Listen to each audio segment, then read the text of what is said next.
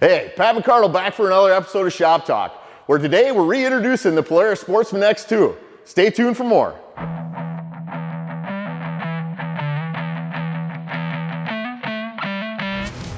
All right, let's dive into this awesome all-new X2. Obviously, this is a painted model, so kind of premium trim. You got a really durable finish with this nice paint on here. There's actually some guards here in the back for the passenger, so you got some nice spot to rest your leg there. But the meat and potatoes, really the heart of this vehicle, is in the back. So when you look, we got a nice storage box. It's actually dump capable. There's some hold down rails here, so if you want to strap things down, you got spots to put bungee cords or other light straps. It's a single-handed tailgate, so super easy to open that up. And when you think about it, it's a box. You might want it to tilt. There's actually a lever on either side that you can release to be able to dump that out. So if you're hauling mulch, rock, stuff like that, makes it really easy to get that to where you're going. And super simple, slam it down and you're ready to go. Now the other cool thing is that this actually converts from a box to a passenger seat.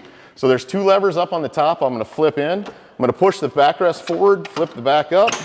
The stock backrest goes down, and there's a little lever here that I can actually adjust this up. So you see, just like that, I went from having a cargo box to now I've got a spot that a passenger can ride with really nice handles, feel really secure. Overall, phenomenal machine for being able to carry a passenger around or do some work. Now, if we come all the way to the back of the vehicle here, it wouldn't be a Sportsman if we didn't have an integrated receiver. And we've got an 1.25 inch receiver right here, set up for 1,350 pounds of towing. Let's go down and look down in the area here, but we got some sweet A-arm guards that are gonna protect those CV joints, from debris on the trail side.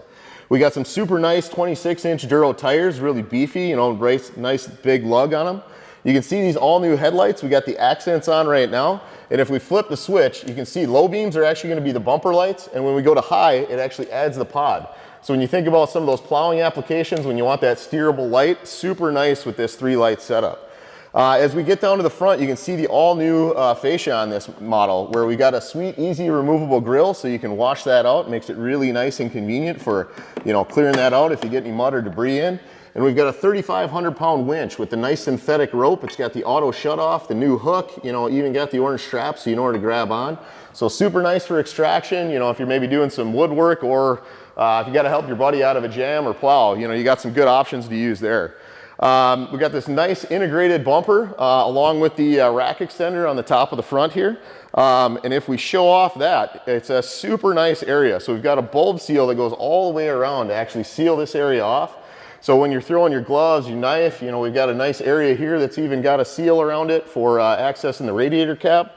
We've got actually a handlebar control here.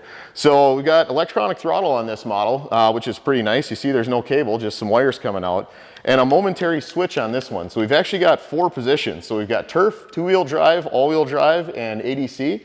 And we'll jump on and show you those. But one of the cool things about the X2, it's actually the only ATV in the lineup that gets that turf mode, which actually unlocks the rear differential. So when you're driving around on grass, you're not going to tear it up as much. And it'll actually help you make slightly tighter corners when you're trail riding through the woods. So if you come around, you might be able to see the display here. We're actually in ADC mode right now. So you can see we've got this ATV going down the hill. That's actually going to help when you're off the throttle and kind of decelerating. It's going to let all 4 wheels use the engine braking to slow you down. As we go left one, we're going to get all-wheel drive, so all 4 wheels pulling for you. 2x4 is a locked rear end, and then that turf functionality, you heard the click. That's actually the rear solenoid opening up that rear end, so you basically get 1-wheel drive out of that turf functionality. The other thing we've got here is the throttle mode. So we're in work right now, which is going to be kind of the laziest throttle application, which is nice for going slow or when you're doing jobs. When you flip it up into the middle, standard is kind of going to be what you're used to on a Sportsman as you go. And when you flip it up into performance, it's going to be the fastest tip-in. So it's going to be the quickest acceleration as you get on that thumb lever. Overall, when we get to the left side here, you can see you got winch switches for in and out. So really nice right on the handlebar. You don't even have to take your hands off the bars.